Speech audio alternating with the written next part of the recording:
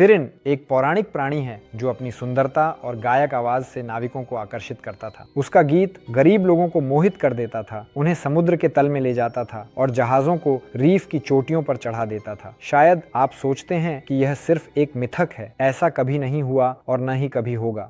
और यहाँ आप गलती कर रहे हैं। सिरिन आज भी हमारे दुनिया में मौजूद हैं, जो न केवल नाविकों को अपने जाल में फंसाते हैं बल्कि सभी को, छोटे से लेकर बड़े तक। वे पूरे विश्व में मौजूद हैं, उनकी संख्या हजारों में है। आप निश्चित रूप से समझ गए होंगे कि इस वीडियो में किसके बारे में बात की जाएगी। स्टारबक्स, कॉफी की दुकान जिसके लोगों की पहचान 10 में से 7 मामलों में होती है। आप बस सोचिए 30,000 कॉफी की दुकानें 84 देशों में पूरे विश्व में। बस सोचिए 38,000 कॉफी की दुकानें 84 देशों में पूरे विश्व में। स्टारबक्स दुनिया का सबसे महंगा रेस्तरां ब्रांड है जो अब 8वें साल लगातार है।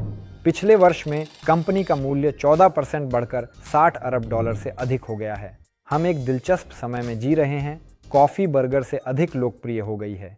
यह आश्चर्यजनक है। आज आप जानेंगे कि स्टारबक्स, मोबी डिक और किर्गिजों में क्या समानता है। डैनेरिस टारगैरियन को लैट्टे क्यों दिया गया जबकि उसने हर्बल चाय का ऑर्डर दिया था। तो स्टारबक्स की दुनिया भर में बेतहाशा लोकप्रियता का मुख्य रहस्य क्या है। आराम से बैठिए, हाथ में कैपुचिनो लीजिए और शुरू करते हैं। 1971 साल, सिएटल, वॉशिंगटन राज्य। 3 युवा लड़के जेफ, जेरी और गॉर्डन, जो कॉलेज के समय से दोस्त हैं, ने अपने जीवन को पूरी तरह से बदलने का फैसला किया। बैठे, सोचा और निर्णय लिया कि भुने हुए कॉफी की बिक्री के लिए अपना खुद का छोटा सा दुकान होना शानदार होगा। इसके अलावा उनके कॉफी शिल्प के गुरु अल्फ्रेड पिट ने उन्हें कॉफी भूनना और सही तरीके से उसकी गुणवत्ता का मूल्यांकन करना सिखाया। इसका मतलब है कि वे व्यवसाय भी शुरू कर सकते हैं, ऐसा सोचते थे लड़के। हमने लगभग $1,500 इकट्ठा किए, फिर 5,000 का एक और आर्न लिया और फिर सब कुछ शुरू हो गया। हरे अनाज को युवा उद्यमियों ने उसी मार्गदर्शक अल्फ्रेड पिट से खरीदा जो इस समय अफ्रीका और दक्षिण अमेरिका के देशों से अरबिका का आयात कर रहा था। और उसकी भुने हुए कॉफ़ी के बारे में, वह एक कॉफ़ी व्यापारी का बेटा था, इसलिए बचपन से ही उसने इसमें वर्तमान वयस्कों से ज़्यादा समझ रखी थी। और यह, ध्यान दें, 20वीं सदी का मध्य है। अल्फ्रेड ने केवल गहरे भुने हुए कॉफ़ी को भुना। वह इस बात पर विश्वास करते थे कि गहरे भुने हुए कॉफ़ी का स्वाद पूर्ण और तीव्र होता है। लेकिन दोस्तों की त्रिमूर्ति की ओर लौटते हैं। लड़कों ने पाइक प्लेस पर कॉफ़ी की बिक्री के लिए पहला दुकान खोला। सिएटल में प्रशांत महासागर की खाड़ी के किनारे स्थित बाजार आज भी पर्यटकों के बीच सबसे लोकप्रिय स्थान है। चूंकि सिएटल एक बंदरगाह शहर है, कंपनी का नाम चुनने में इस बात का ध्यान रखा गया। यह भी ध्यान में रखना चाहिए कि पहले कॉफ़ी के बीज, जैसा कि झात है, जहाज़ों पर लाए जाते थे। बच्चों ने 2+2 जोड़ा और स्टारबक्स को चुना। लेकिन रुकिए, आप पूछेंगे कि इसमें क्या ज़ाकोनोमेर्नोस है। जैफ और जेरी पेशे से शिक्षक हैं, जबकि गॉर्डन एक लेखक है। और ऐसी कंपनी ने अपने नाम के लिए और क्या चुनना था अगर नहीं तो एक उपन्यास का संदर्भ। उनके मन में प्रसिद्ध लेखक हरमन मेलविल की कृति मोबी डिक या सफ़ेद व्हेल का ख्याल आया। Moby Dick. Did they name certain whales then? Aye. Special big murdering whales with long histories.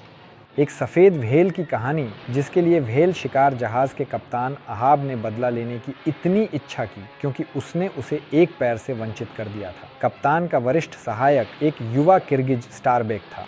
वह जहाज पर मोबी डिक को मारने से इनकार करने वाला एकमात्र और पहला व्यक्ति था। उनका नाम उनके सम्मान में रखा गया। You're not game for Moby Dick? To be enraged with a dumb brute that acted out of blind instinct is blasphemous. सच है, किंवदंती के अनुसार स्टारबा किर्गिज नाम बहुत भारी साबित हुआ, इसलिए इसे स्टारबक्स तक संक्षिप्त किया गया। दुकान के लिए लोगों पर काम करने वाले थे टेरी हेटलर। पहला संस्करण, जो 1937 तक अस्तित्व में रहा, भूरा रंग का था। लोगों के चारों ओर कॉफ़ी, चाय और मसाले का लेखन था और केंद्र में एक सुंदर सिरिन का चित्र था जिसका आदर्श 16वीं सदी की स्कैंडिनेवियाई ग्रेविंग थी। कॉफ़ी की खुशबू ठीक उसी तरह जैसे सिरिन का गाना अपने अस्तित्व से ही आकर्षित करती है। तो लड़के इसी तरह काम करते थे। उन्होंने पाइक प्लेस पर बीन्स को भुना और इसे सभी अनाज कॉफी प्रेमियों को बेचा जो उन दिनों में ज्यादा नहीं थे, और कुल मिलाकर वे अच्छी तरह से नहीं कर रहे थे। खरीदने के 1 साल बाद उन्होंने अल्फ्रेड पिट से अनाज खरीदने से मना कर दिया। वे कॉफी फार्मों से सीधे आपूर्ति पर चले गए। इस बीच 2 प्रतिस्पर्धियों के बीच संबंध गर्म बने रहे। हालांकि 1980 के करीब स्टारबक्स ने अल्फ्रेड पिट की दुकान खरीद ली। दूसरे का हाल के समय में और भी खराब होता गया। कर्ज बढ़ गए और पिट्स कॉफी एंड टी को बेचना पड़ा। इस बीच जेव सिगल ने अपने निदेशक की कुर्सी छोड़ दी। वह इस बात से संतुष्ट नहीं हो सके कि कंपनी के भीतर उनके सभी प्रोजेक्ट्स को किसी न किसी तरह से मान्यता नहीं मिली।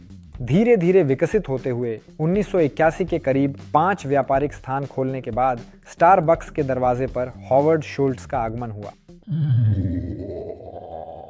गेटो का एक लड़का जिसकी मां ने उसे बिना किसी विशेष सुविधा के जन्म दिया और न ही उसे सोने की चम्मच मुंह में रखी। उसके माता पिता की मुख्य इच्छा थी कि वे अपने बेटे को उच्च शिक्षा दिलाएं। वे किसी बड़े सपने के बारे में नहीं सोचते थे। जन्म से ही असफलता का सामना करने वाला ऐसा खुद को गोवार्ड ने नाम दिया, लेकिन वास्तव में गोवार्ड ही शुल्ट्ज परिवार में पहला व्यक्ति था जिसने उच्च शिक्षा प्राप्त की, और गोवार्ड के कारण ही पूरी दुनिया स्टारबक्स को उस रूप में जानती है जैसा कि वह है।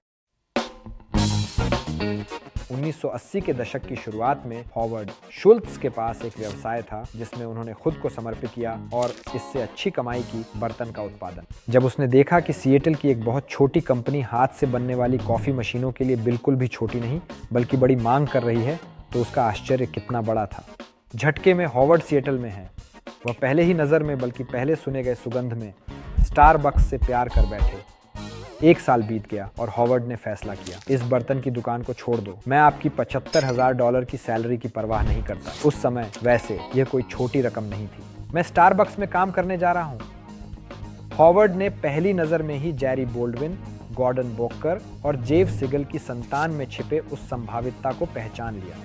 वह ऐसे मौके को खोना नहीं चाहते थे। वह स्टारबक्स में काम पर लगा, अनिच्छा से, संदेह में, लेकिन जेरी बोल्डविन और गॉर्डन बोकर ने फिर भी उसे कंपनी में ले लिया। हॉवर्ड शुल्ट्ज ने भुने हुए कॉफी के शिल्प को सीखा, विभिन्न लोगों, सहयोगियों और मेहमानों के साथ बातचीत की, और सबसे महत्वपूर्ण बात, वह कॉफी में और भी अधिक प्यार में पड़ते गए।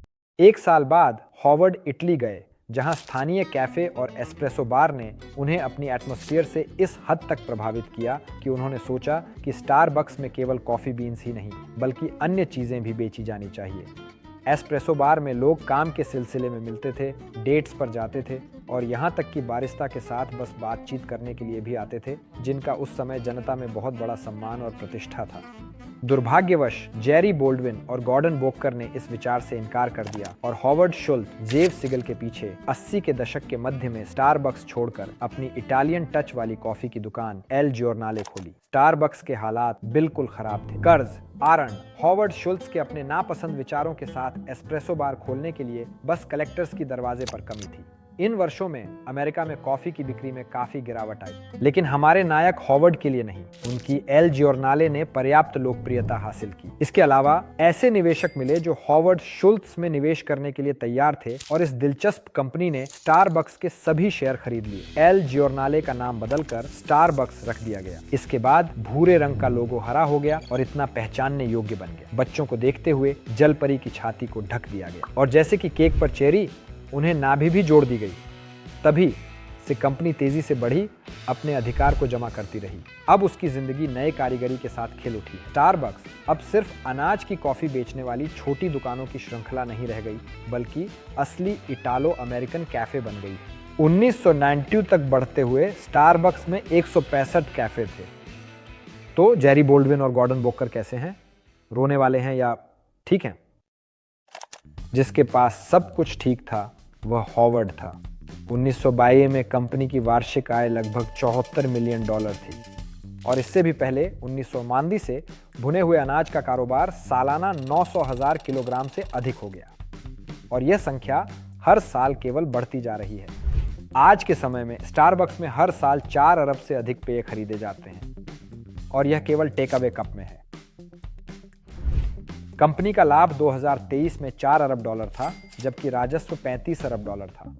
संख्याएं प्रभावशाली हैं, लेकिन स्टारबक्स केवल ताजे भुने हुए कॉफी के साथ ही नहीं है, ब्रांडेड बर्तन जो लगभग हर साल बदलते हैं, पुण्य, प्रयोज्य कप, थर्मस, कैप्सूल कॉफी और ऑटोमेट्स के लिए कैन में पेय, कुल मिलाकर मर्चेंडाइज की कोई कमी नहीं है। स्टारबक्स के पास भुने हुए कॉफी और कैफीन के अलावा कोस्टा रिका में अपनी खुद की एक फार्म भी है जिसका नाम है हासिएंदा अल्सासिया। फार्म के पास इंटरनेट पर पर्यटकों और स्थानीय निवासियों से सकारात्मक समीक्षाओं की भरमार है।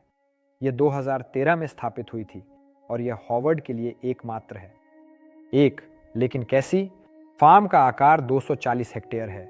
यह समुद्र स्तर से 35 मीटर की ऊंचाई पर स्थित है। हालांकि यह इतना अधिक नहीं है, लेकिन अरबिका के उगने के लिए यह पूरी तरह से पर्याप्त है। वहां की मिट्टी खनिजों से समृद्ध है क्योंकि यह पो एस ज्वालामुखी के पास स्थित है। यह उससे लगभग 13 किलोमीटर की दूरी पर है। बता दें कि फार्म पर एक कॉफी शॉप भी है। मेन्यू अन्य स्टारबक्स स्थानों से बिल्कुल भी अलग नहीं है, वही ग्रांडे, वेंटी, टॉल्स, लेकिन जो चीज अलग है वह है खाना।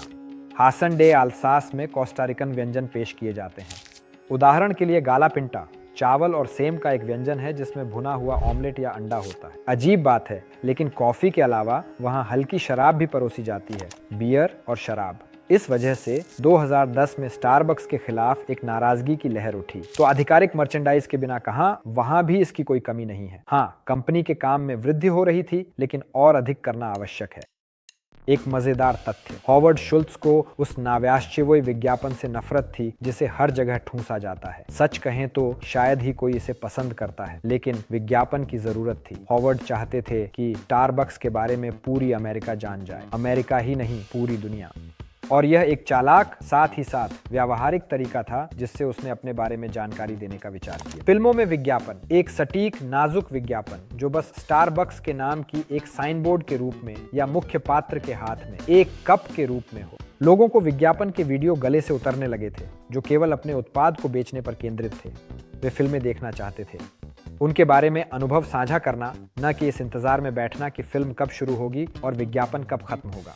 ऐसी गतिविधियों का मुख्य लाभ शायद लगातार लाभ था। फिल्म को सिनेमा में प्रदर्शित किया जाएगा और फिर इसे कैसेट्स, डीवीडी पर रिकॉर्ड किया जाएगा, इंटरनेट पर डाला जाएगा और वॉइला, स्टारबक्स सिनेमा में हमेशा के लिए जीवित रहेगा। पहला ऐसा फिल्म माइकल 1996 में आया। वह फिल्म जिसमें जॉन ट्रेवोल्टा हैं। एक दृश्य में कैफे के अंदर का माहौल दिखाया गया। यह दृश्य फिल्म के लगभग अंत में था। बार के पीछे एक मित्रवत बारिस्ता खड़ा है और एक छोटी सी कतार है। लाइन में एक लड़की मिठाई और एक टुकड़ा एंजल केक का ऑर्डर देती है। वह एक परिचित को देखती है और उसके मुंह से एक फ्राइडियन स्लिप निकल जाती है। आगे और भी है। फिल्म के दौरान बोल्ट्सवकी क्लब और स्टारबक्स के चमकते कप। Planet Starbucks. Jurassic Park, Jurassic World, the dark knight, iron man 2। हे भगवान, 1997 से 2022 के बीच 29 फिल्में। और हमने तो सीरियल और कार्टून को भी नहीं गिना है। उनके साथ दरअसल सबसे दिलचस्प चीजें होती थी। उदाहरण के लिए श्रेक 2 में स्टारबक्स का नाम बदलकर फारबक्स कर दिया गया। एक विशाल प्रजापति इस मेगा ट्रेंटा लाटे को कम वसा वाले दूध के साथ लाइक करता है। सबसे बेहतरीन काम जापानियों ने किया जो स्टारबक्स के सबसे बड़े प्रेमियों में से एक है। सुडोबग्स, स्क्रीमिंग गोल्ड, स्टारलक्स, स्टारबॉक्स, मूनबग्स। अंततः अपने कामों में, चाहे वह एनीमे हो या मंगा, वे अक्सर फर्जी ब्रांड्स को शामिल करते हैं जो असली ब्रांड्स की ओर इशारा करते हैं। और शायद हॉवर्ड शुल्ट्ज ने इसके लिए उन्हें भुगतान नहीं किया। और जो वास्तव में स्टारबक्स के विज्ञापन के लिए महंगा भुगतान किया वह HBO था। वास्तव में उन्होंने किसी को कुछ भी भुगतान नहीं किया, लेकिन फिर भी स्टारबक्स के समान कप के साथ एक फिल्मी गलती ने कंपनी को $2.3 बिलियन का लाभ पहुंचाया। गेम ऑफ थ्रोन्स के 8वें और अंतिम सीजन में ऐसा कप दिखाई दिया। वह डेनेरीज के ठीक सामने खड़ा था। उस समय सूचना का विषय इतनी तेजी से लोकप्रिय हो गया कि स्टारबक्स के शेयर आसमान छूने लगे। बेशक थोड़ी देर बाद फुटेज को ठीक किया गया, लेकिन इंटरनेट सब कुछ याद रखता है। वैसे HBO भी इस मजाक से दूर नहीं रह सका और इसमें शामिल हो गया। मिंटरफेल से समाचार जो लट्टे कैमरे में दिखाई दिया वह एक गलती थी। डेनरी ने टर्विन चाचा का ऑर्डर दिया था। अब तक यह स्पष्ट नहीं है कि क्या यह केवल एक संयोग था या श्रृंखला के निर्माताओं ने स्टारबक्स के साथ मिलकर जानबूझकर इस कप को दृश्य में डाला, जिससे श्रृंखला के प्रशंसकों और कैफे के प्रेमियों के बीच एक चौंकाने वाला प्रतिध्वनि उत्पन्न हुई। थोड़ी देर बाद एमिलिया क्लार्क ने निश्चित रूप से स्वीकार किया कि कॉनलेट हिल, जो वॉर्रेस का किरदार निभाने वाले अभिनेता हैं, ने अपना पेय उसके पास छोड़ दिया था। यह दुखद है कि इतनी छोटी सी गलती ने उसे अगले ही एपिसोड में बर्बाद कर दिया। ठीक है, विज्ञापन के बारे में हम समझ गए। क्या यह इसके लायक था, या शायद स्टारबक्स एक औसत अधिक मूल्यांकित कैफे है जो केवल कॉफी पर निर्भर है, लेकिन फिर भी उन्हें पसंद किया जाता है और उन्हें पसंद करने के लिए कारण है। भले ही यह कॉफी के लिए ना हो। हाँ, वे विशेष बीन्स पर पेय नहीं बनाते। हाँ, वे इसे काले कुरकुरी परत तक भूनते हैं। यही उनकी आत्मनवीनीकरण की नीति है। और हाँ, ये कॉफी पूरी तरह से सामान्य है और कुछ जगहों पर तो यह अप्रिय भी है। उसी कीमत पर या उससे भी सस्ती कीमत पर आप अन्य कैफे में कैपुचिनो खरीद सकते हैं, जहां कॉफी की गुणवत्ता सैकड़ों गुना बेहतर है और फिर भी मिठाई के लिए कुछ बच जाएगा। उनकी लोकप्रियता के सवाल का केवल एक जवाब है: परंपरा को बनाए रखना। लड़के अपने मेहमानों को उत्कृष्ट सेवा प्रदान करते हैं। कपों पर नाम, कैफे में सुखद माहौल, मंद रोशनी और बिना किसी बाधा के संगीत, सब कुछ इस पर केंद्रित है कि मेहमान अपने घर जैसा महसूस करे। वे इतनी विचारशील कंपनी है कि वे कैफे के लिए स्थानों का चयन इस तरह करते हैं कि दोपहर से शाम तक तेज धूप से कोई चकाचौंध न हो। कंपनी वास्तव में अपने कर्मचारियों और मेहमानों की परवाह करती है। स्टारबक्स का मुख्य लक्ष्य लोगों के लिए ऐसा स्थान बनाना है जो उनके लिए दूसरा घर हो, और वे इसमें सफल हो रहे हैं। इन तस्वीरों पर नजर डालें। ऐसे स्थानों से बस जाने का मन नहीं करता। या फिर जापान में स्टारबक्स। वैसे जापान अमेरिका के बाद पहला देश था जहां स्टारबक्स खोला गया। और यहाँ एक और दिलचस्प बात है। कॉफी की दुकान, ट्रेन, यह अद्भुत चीज 11 साल से स्विट्जरलैंड में घूम रही है, जनता का ध्यान आकर्षित कर रही है। बैठा बैठा निहारता, कॉफी के साथ बुनिया पी रहा हूँ। ओह बाप रे, एक स्टॉप मिस कर दिया। खैर कोई बात नहीं, ऐसे डिब्बे में एक और चक्कर लगा सकता हूँ। और ऐसी ही माहौल, ऐसा वाइब सभी स्टारबक्स कैफे को घेरता है। कंपनी लंबे समय से कुछ नया पाने की कोशिश नहीं कर रही है, बल्कि 70 के दशक की शुरुआत में स्थापित परंपराओं को बनाए रखने की कोशिश कर रही है। उन्हें मैकडॉनल्ड्स, केएफसी और अपने निकटतम प्रतिस्पर्धियों की बिल्कुल परवाह नहीं है। उन्हें स्पेशलिटी मूवमेंट की भी परवाह नहीं है। वे अपने रास्ते पर चल रहे हैं, कोशिश कर रहे हैं कि उससे न भटकें। और इसी दृष्टिकोण के लिए लोगों को स्टारबक्स पसंद है। लोग स्थिरता को पसंद करते हैं, परंपराओं को पसंद करते हैं।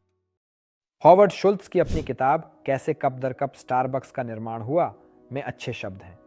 दूसरों को जो उचित लगता है उससे अधिक देखभाल करें। उनसे अधिक जोखिम उठाएं जितना दूसरों को सुरक्षित लगता है। उन सपनों को देखें जो दूसरों को व्यावहारिक लगते हैं। अन्य लोग जो संभव मानते हैं उससे अधिक की अपेक्षा करें। ऐसा ही होता है। स्टारबक्स की पूरी कहानी जोखिम, देखभाल, सपनों और बड़ी उम्मीदों का प्रतीक है। और फिर भी जोखिम उचित था। सिएटल के बंदरगाह बाजार में एक छोटे से कॉफी की दुकान से स्टारबक्स दुनिया में खाद्य सेवा के प्रमुख खिलाड़ियों में से एक बन गया।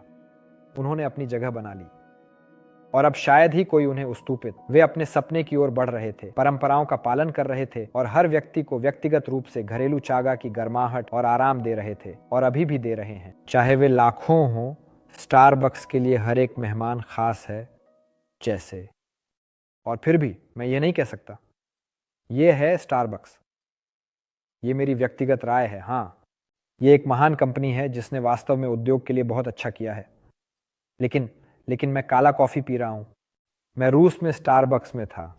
ये Kazan, Peter, Moscow, Antalya, Rio de Janeiro, Milan, Dubai था।